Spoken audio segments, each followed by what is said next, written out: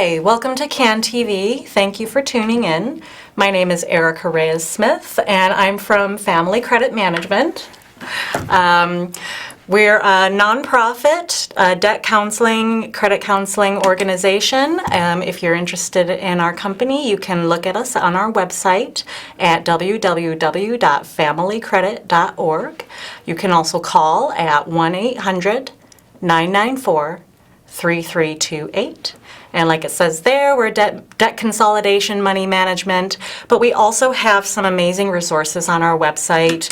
So if you're interested in learning how to set a budget, where to start in terms of finances, to look at, how to put together a budget, to see how much money you have left over every month, whether that's putting it to savings or putting it towards your credit card debts, it's where you got to start. So there's some really great tools on there. There's even a children's book on there to help your kids learn how to budget instead of, spending their allowance on the first thing that they see. It's a really cute book. And so please feel free to visit our website or even call us if you have questions.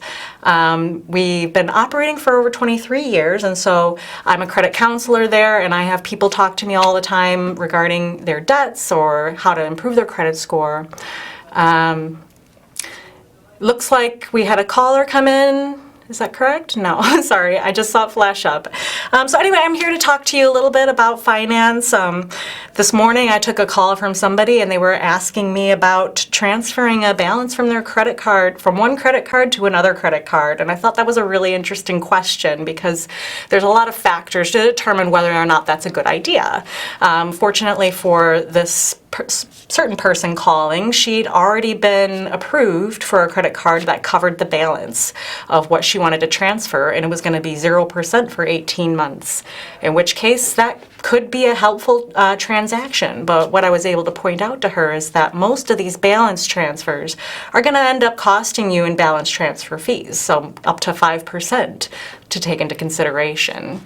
I think we have a caller on the line now. Hello. Hi. I got a letter in the mail from a company offering to consolidate my student loans. Is that a good idea?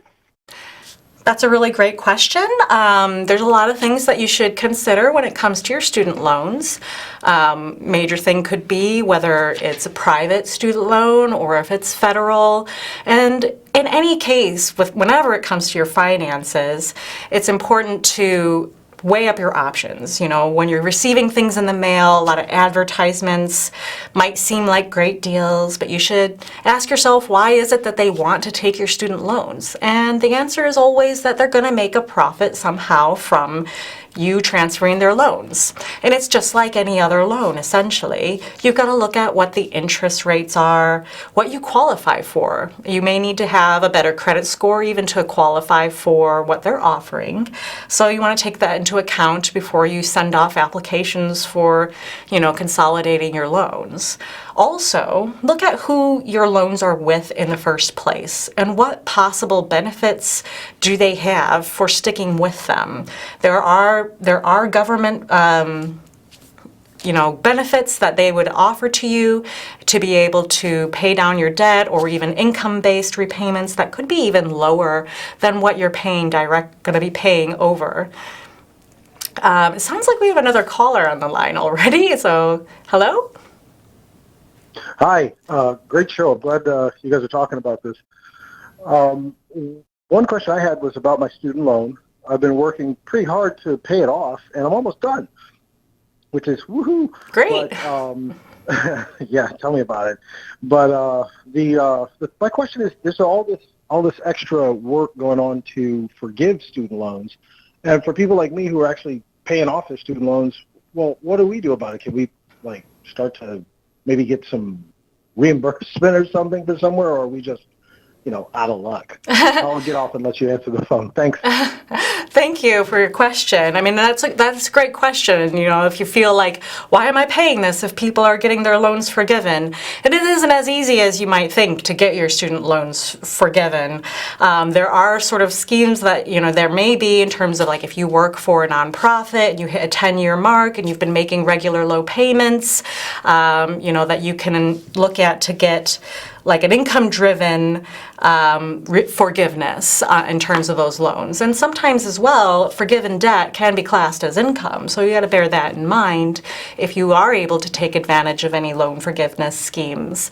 Or if you work for the government, there's sometimes ways that you can get, the rest of your debt written off. But it's not so simple as basically applying for somewhere and getting your loans forgiven.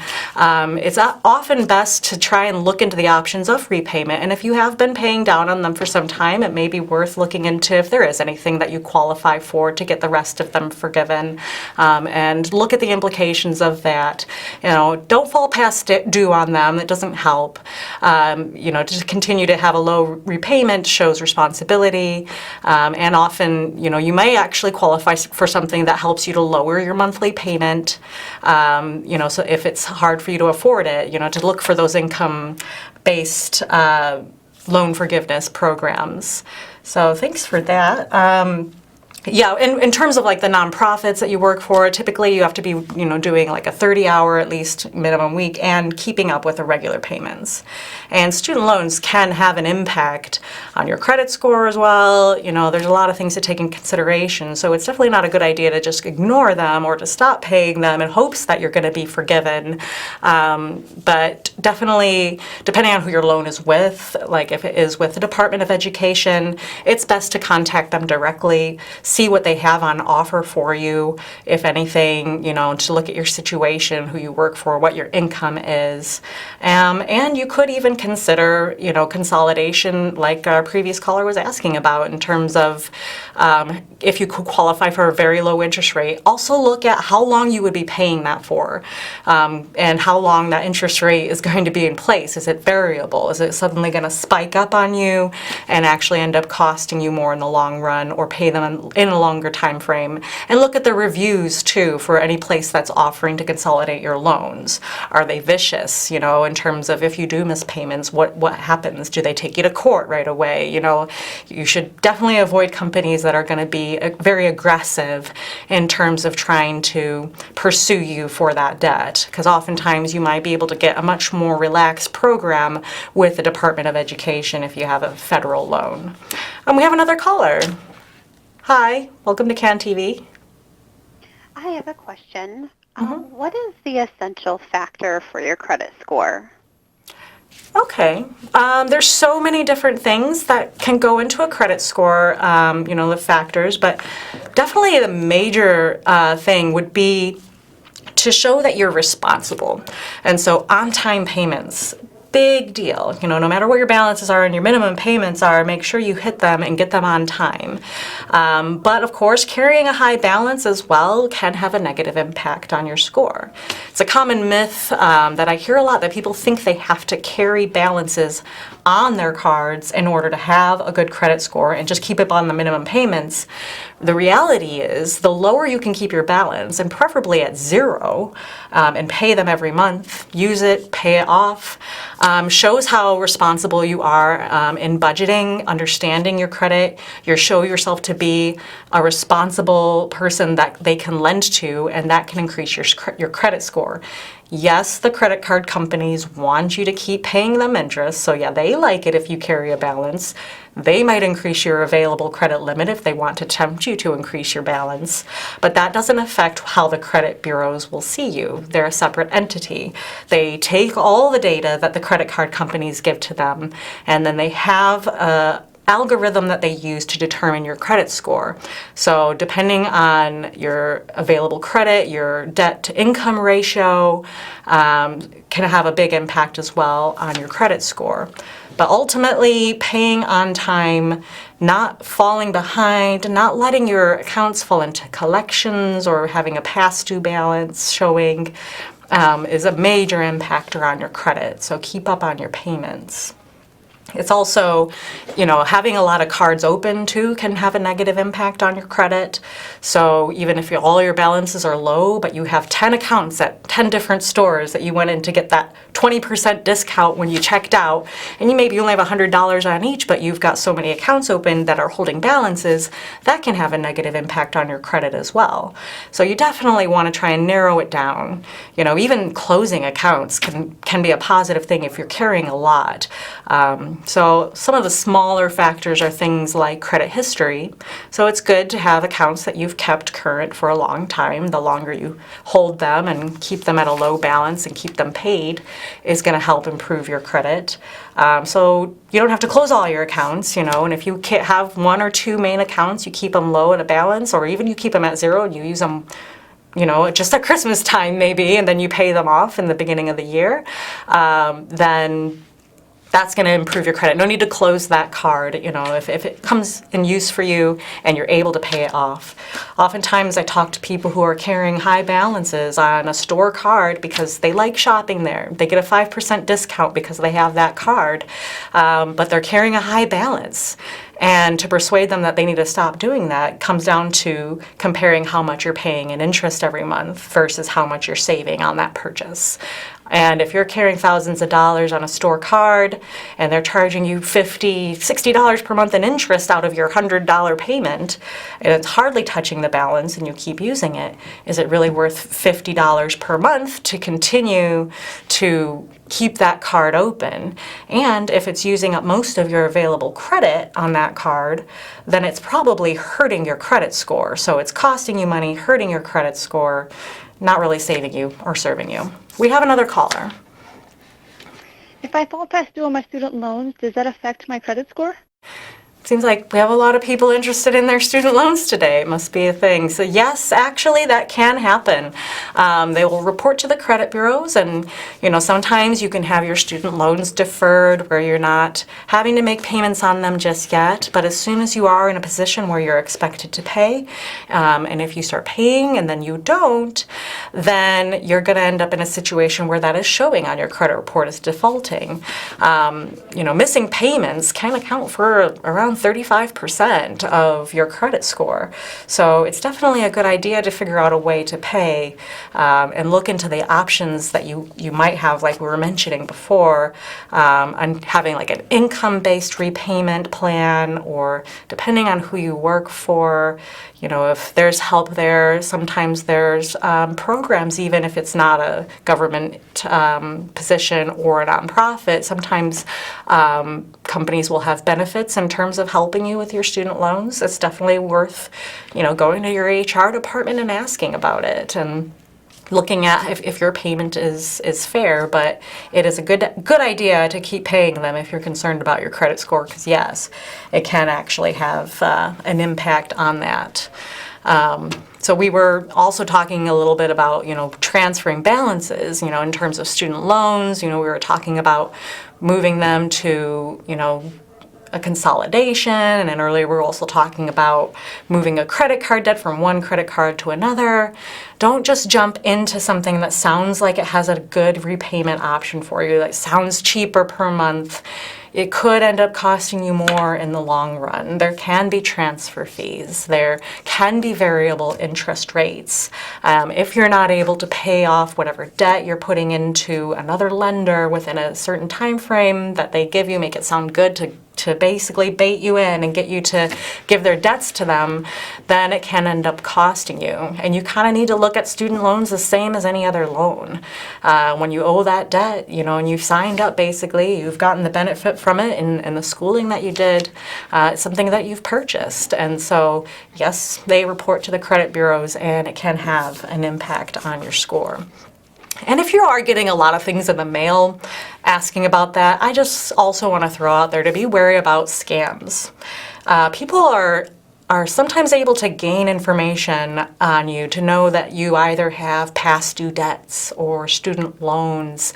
And there's plenty of people out there who are trying to scam and tell them that they're going to settle the debt for you. They're going to sort it out. It's going to disappear. You just pay this one low monthly fee. We're going to fix your credit report. We're going to make the debts disappear. And if it sounds too good to be true, there's a likelihood that it is. So please be wary about that. Or you receive any calls asking for money over the phone, high pressure calls like that, you need to be stringent about it. Ask for verification. Don't be afraid to ask them to send you a statement in the mail. Any company that isn't able to send you a mailed statement shouldn't be taken seriously. You don't need to give out your address. If it's a legit collector, then they should at least be able to verify your information, even if you've recently moved. They may have your previous address. Ask them if they know who you are. Don't just give information out over the phone or even to someone who comes to your door. I've heard about quite aggressive lenders who try to threaten you with court summons, all kinds of things, that they're going to send an attorney to your house or to your work to garnish your wages, just to get you to start making a payment. And you may find that as soon as you do, it's not going towards anything that's beneficial for you. So ask yourself, first of all, do I really owe this debt? Is it something I recognize? Do I recognize the caller? Can I verify their information? Go to the website that you know is legitimate. If you're receiving an email, don't just click on the links. You need to be able to verify first that the emailer is actually somebody who works for the company that you owe. So just be careful out there. And I know, as the season comes around and people start thinking about their debts after Christmas and what they want to work on, then that's probably one of the biggest time frames for people to get scammed. So there's plenty of them out there.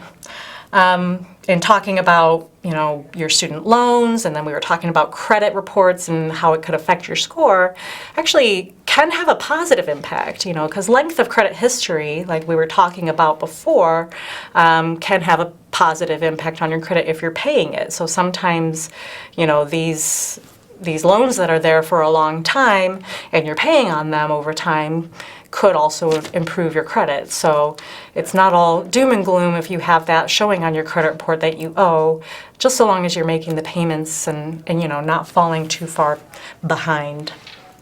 So when we were talking a bit earlier about how we work with a lot of people concerned about their credit scores, please feel free to call, visit our website again as well. We have some really great information on our resources page there if it's something that you're, really concerned about. It's also good to go to .gov websites if you're concerned about your credit or student loans. We have another caller. Hi. Hi. So I recently found out that someone took a credit card out in my name. What steps do I need to take to get that taken care of? Yeah, again, like we're just talking about fraud. It's not just on people trying to collect, it's people actually stealing your information. Identity theft is a huge issue today. So much more is done online. So many of our accounts and our credit cards, and it's all accessible through phones as well. If you don't have a lock on your phone, it's a big no-no. You should definitely make sure that somebody has to, use some form of password or fingerprint or whatever to access your phone, because you wouldn't believe how much information can be gained from there. So, to think about how your information was stolen in the first place is something to consider, to protect yourself from any future fraud. But definitely the first thing you should do is contact the credit card company that is issued the card and talk to their fraud department. Report it right away, as soon as you can, as soon as you're aware. Get them to close the card so that it can't be used. Avoid phishing scams as well. So like if you receive an email from your credit card company, like I was saying, make sure that it's not someone actually trying to gain your credit card information to be able to access your account online. So go to their website directly, figure out the right contact information, contact them, get the card stopped, close or freeze your account. A lot of credit card companies offer a service now, which is great, where you can freeze the card. So maybe you just lost it while you were out, or you're not sure where it went, but you might recover it in a day. You can choose to freeze it so the card can't be used, and then at a later time close it out. And then they'll usually issue you a new card within, depending on the company, a matter of days or up to a couple weeks. You could also report the fraud to the Federal Trade Commission. So this could, help them prevent other people, from getting the same fraud happened to them, because maybe it can be identified where the compromise came from, whether it was a website that you were on, that maybe you ordered something from a non-legitimate website that sold your information. It might help to actually prevent other people. And then a good idea might be to also freeze your credit report so that people aren't able to do soft pulls or hard pulls on your credit. So, you can also do all kinds of different types of freezes. It doesn't have to be, it could be like a temporary 90-day freeze. Or you can also set up for a long-term freeze that will only come off once you say that you want it to come off. And there are ways to do it in a way that's free, but some services that you might look up online could charge you a fee to freeze and unfreeze your account. Also, review your credit report. Make sure that there isn't any additional fraud. You might find that because one thing was stolen, that there's access to other areas. Review your online accounts, change your passwords, try and just set up as many blockages as you can from any more fraud going forward. Talk to your bank as well. If maybe it wasn't a credit card through your bank, but you can talk to your bank to talk about any other charges that would come through to be blocked, or to verify if it's over a certain amount with you. And also, if you did get charged, and you did have fraudulent charges on your account, you can dispute that as well, not just with the credit card company, but with the credit bureaus. You probably want to show some kind of evidence that you reported it as fraud, that the credit card company is reviewing it, or that they are going to reimburse you. The credit bureaus will then be able to remove that from your credit report so it doesn't negatively impact your credit. Because the chances are that somebody who has stolen your details will make a purchase and probably never make a payment. And so that can have a negative impact on you for the future. So it's important for you to continually review your credit report, make sure that there's nothing on there that shouldn't be. Even if you haven't had a fraud case, it's a recommended. People who are successful financially, build their credit scores, keep an eye on what's reporting. You can get a free credit report from annualcreditreport.com once per year from each of the major credit bureaus, from Experian, Equifax, and TransUnion. And they might not give you your credit score, but you can at least view what's on your report. We have another caller. Hi, my husband just lost his job and there's no way that we can keep up with our credit card payments. What options do I have? It's unfortunate when these unexpected things happen, but they do happen. So yeah, I can understand how that would be, very concerning. The first thing is to make sure you're looking after yourself in terms of your home, food on the table, make sure your utilities, your lights are on. Those things are more important than keeping up on your credit card payments, although yeah, of course that is important, but look after yourself and your family first. The first step that I'd probably take is to contact my creditors. A lot of creditors have in-house hardship programs. They may be willing to, push your payment date back. If you think there's in the future you might be able to get some income from somewhere or help from somewhere, try and notify them to say, listen, I'm going to struggle this month. Could you maybe waive the late fee for this month? I'm going to be late. I should have the payment by such and such a date. A lot of creditors are willing to work with you on that. Just see if they have something that they can do for you. And if you anticipate that the reduction in income is going to be long-term, maybe talk to them more in depth about it, like about programs that they can have. They may want to close out your card in order to offer you nice low rates, but it might be the best thing for you, instead of starting to rely on the cards for your day-to-day and just racking up more and more debt. It might be best to try and minimize. Look at your budget. Sit down, review where all your money goes every month from every little thing, even if it's a cup of coffee in the morning. How much does that add up to per month? Is it something that you're able to cut out of your budget? Is it non-essential? Is it going to enable you to, make the lower payments towards your credit cards to keep yourself on track and to not have, a whole bunch of late fees added to your balance?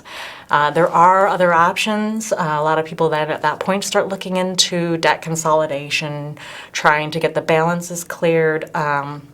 Typically, There's a lot of scams out there, again, to look out for, but there is such a thing as a debt management plan where they can work with all of your creditors to consolidate them all, and all the cards will close. But if they can get all your minimum payments reduced and your interest rates reduced, and you just have the ease of one monthly payment, then that can help you to reorganize your budget. It might save you quite a bit. It's worth looking into, and you definitely want to research for something that is a nonprofit, that's been in business for a while, that isn't going to have extortionate fees. Certified, credit counselors. What are their reviews like? What are their ratings? Are they, rated by the Better Business Bureau? Do your research to make sure that you don't fall into any kind of scams.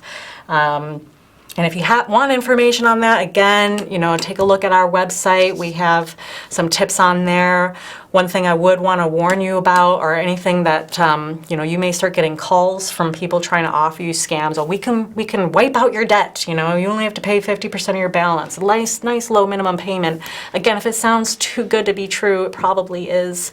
So please avoid settlement scams, things out there like that, which basically they're going to let you fall past due. Your accounts are going to go into collections. They'll try and negotiate one balance at a time. It's going to hurt your credit. You'd be better off, actually, if you're in that situation, to file bankruptcy. If all your debts are completely unaffordable, it exists for a reason, and it's to protect you from your creditors filing suit against you. So try and get ahead of the game by that, and maybe researching what your best options are before jumping into anything. So looks like we're about out of time, but thank you very much for all your calls today and tuning in. Again, from Family Credit Management, and give us a call at 1-800-994-3328, or visit us on our website at www.familycredit.org to check out our resources. Thank you very much for tuning in, and I hope you have a lovely evening.